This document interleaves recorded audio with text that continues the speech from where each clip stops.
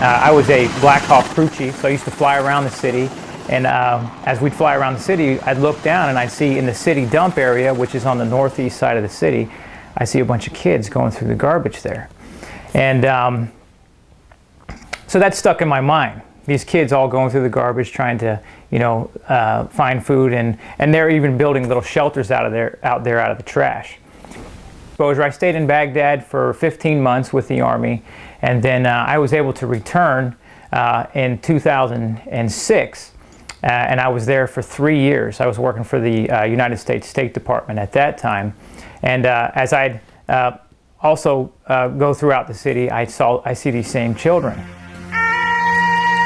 800,000 Iraqi orphans and street children need a hand. And as the years went by, it became obvious that these kids weren't going to get any help.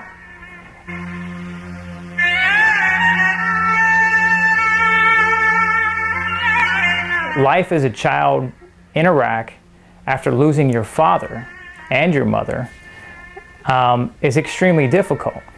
Where the kids are really vulnerable and where they're really, I would say, overwhelmingly heartbroken is that they've lost their identity. They don't belong to anything or anybody anymore. Essentially, where we are now is we have a street children center that focuses on taking some orphans and street children off the street where they're working, selling gum and tissue paper and water. And we want to put them in our center and give them a safe place to stay where they can grow. We're helping kids know that they belong again to something. After losing everything, you belong again. Our project model keeps the children engaged in the community with their extended family, whether it be the aunt, the uncle, or the friend down the road that's taking them in. And we go out and we engage those family members. So it's culturally sensitive. Now, over the years, we've gotten a lot of input from the government, the social workers, the Ministry of Labor and Social Affairs. We have a lot of experts that kind of know how to sort of position these things, and we have a really good model for the Iraqi government to buy into whenever they're ready.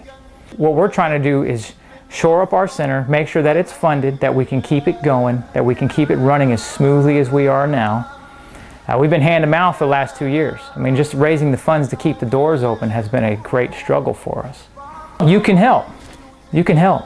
Obviously, we have a need for finances so we can build our program and we can move into the next phase of this big picture idea of changing the culture, one kid at a time.